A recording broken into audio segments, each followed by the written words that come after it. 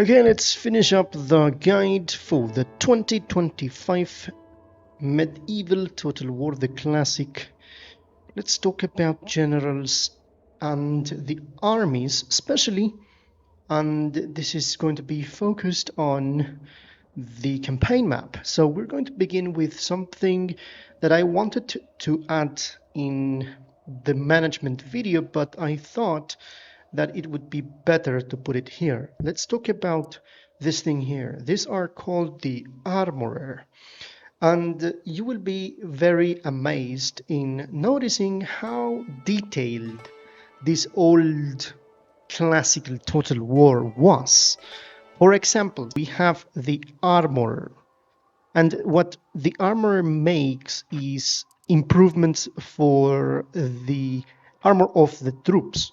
So let's say, for example, here we have an archer that you can see, and it has this shield down here. This shield means that this unit is improved, and you can see here armor upgrade. So how do you do that? Well, it's pretty simple. First of all, you have to check what are exactly the units that you can train in the province, and knowing this, you can understand that, for example, in this case, we can improve the urban militia. The reason is because we have the building that trains urban militia, which is the town watch.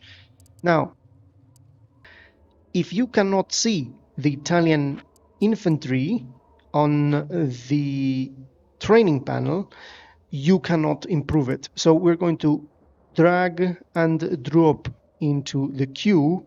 The training queue is the responsible for giving us that improvement in armor. So let's end the turn and we're going to see what happens.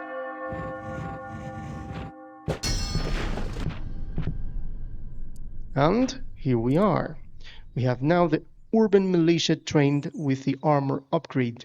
So if you want to go further in this, you can go and improve to a castle, and this is going to improve the tier, and you can go up into the next option that we have here for Armor's Workshop and Armor's Guild and Master Armorer, which consequently is going to add more upgrades to the units. We have black, we have bronze, silver, and gold.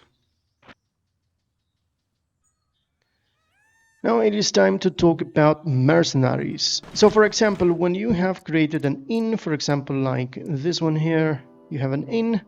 Once you have an inn here, you can go to the castle, or you can drop one guy out or whatever, and you can click here and you see this option here, hire mercenaries, and you're going to be able to get the chivalric men-at-arms and 2 of those the same way you do it in other total wars, and you click this, and this is going to give you the cost.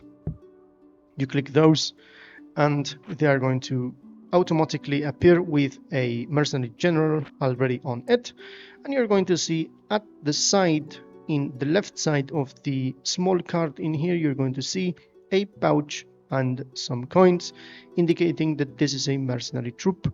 So you're going to see condottieros over here recruited from the province of Genoa, having an inn inside. Now it's time to give a look at how you can recruit the troops, because that's very important. So you select whichever province you would like to recruit them from, and you go to the small army men that you can see here. It says train units, and you're going to see a list of units that is going to be dependent on whichever building you have here, especially buildings that have stuff like spears and a little army men like this. And also we can see a bow in here, you can see swords and even gunpowder like this. So depending on which buildings you have, you can go here and you can start clicking them. You're going to put them on the training queue, so you can select whichever you want. If you want to know how much turns it's going to take, you can see here. So if you want to change this in here, you don't want to train this, but you want to train this one, it's also going to show you up in here. You can move them around as you wish, And also, if you click them again, they are going to disappear from the queue. Note that you have 5 slots. You don't have to pay, for example, for this one that is next in the queue. But if the next turn that this one is ready, you don't have the funds, then is going to appear a text that says insufficient funds, and you're not going to be able to continue. Let me show you how does it looks when the unit starts to train. So here we have, for example, one turn has passed. You can see that half of the unit is grayed out and the other one is not. This means a continuation on the training because it takes 2 years for this unit to be trained. For example, you are here and you want to change this one on the queue in here, so you lost the previous progress. Take that into account.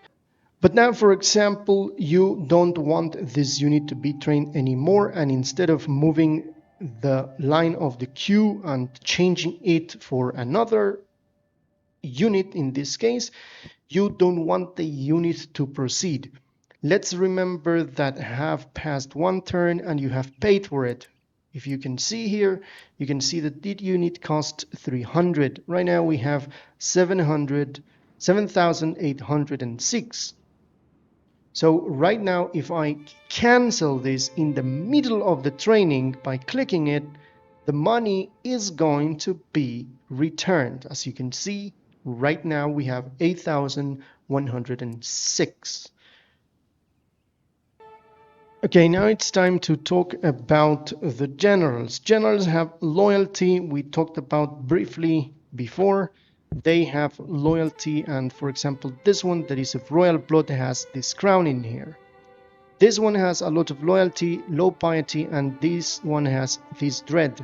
The dread allows him to do things such as maintain public order because the people is going to be fearful of this man.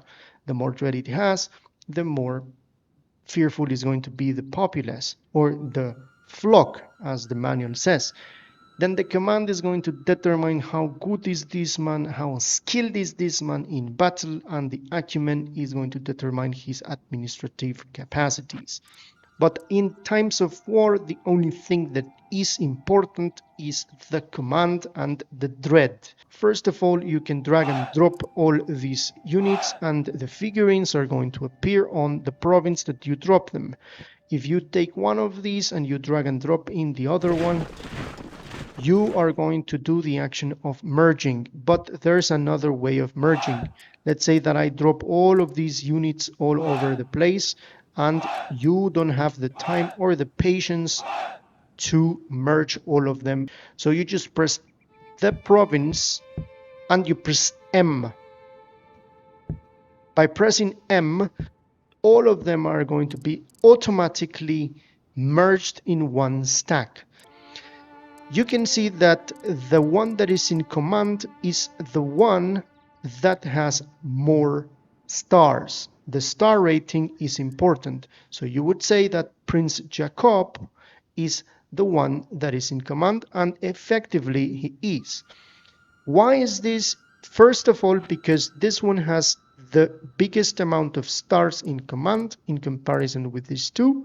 But if I drop the leader of the faction, in this case, the leader of the faction, this is a very good example because the leader of the faction has a command of 1 star.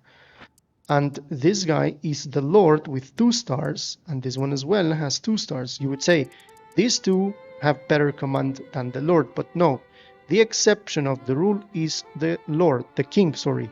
The king is going to be always the leader of the army regardless of its skill in command. Now, for those that don't know, there's also this thing in which some of the commanders will be leading peasants, let's say royal knights. This one leads royal knights, this one leads royal knights eventually. But for example, in here we can see a couple of different generals. In here we see a general that leads urban militia. This one is not a good example because this man doesn't have any command. But let's say that this man has a 2 of command and we merge him, or we put him side by side with not Lord but with Don Guido, and Guido has 2 in command as well. So it has a class system in that regard. So it is going to determine who is leading which type of troop. So if we have 2 commanders with the same rating of stars, let's say 2, but one is leading a Royal Knights and the other one is leading Urban Militia, the one leading the Royal Knights is the one that is going to lead. And finally, what I'm going to explain here, that I haven't seen too many of the YouTubers doing it, I'm going to explain what do we have here and how we can read these small cards. First of all, you can see that the image is showing you the actual unit, so you can tell which one is which. The other important thing is that, for example, units or commanders that are the chamberlain or the governors, they will have the parchment here. The one that has this sword in here is going to be the actual leader, and this one that has the sword but is not gold is going to be the actual heir.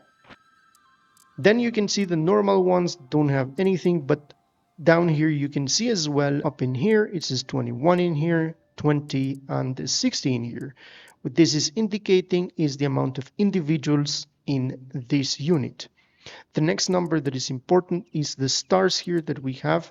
The stars represent that this is a commander, a royal blood, or a leader, and also is going to tell you down here the number of stars that is contained in this unit. So you don't have to go here and look at yourself, but you can always do it if you so wish. And then the last thing that is very important is the number up in here, up in the star, that it's telling you the valor of the unit. So this one is a 5, this one is a 2, and this one is a 3. You can also see it down here where it says valor 5, and you can see here valor 0. So this is the way you read the units.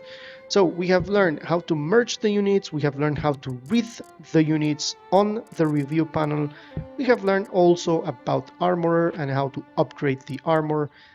By the way, I said that you have upgrades from black that I'm going to show you here. We have black in here, we have bronze, silver, and gold, and this is going to increase the armor subsequently in +1, +2, +3, and +4.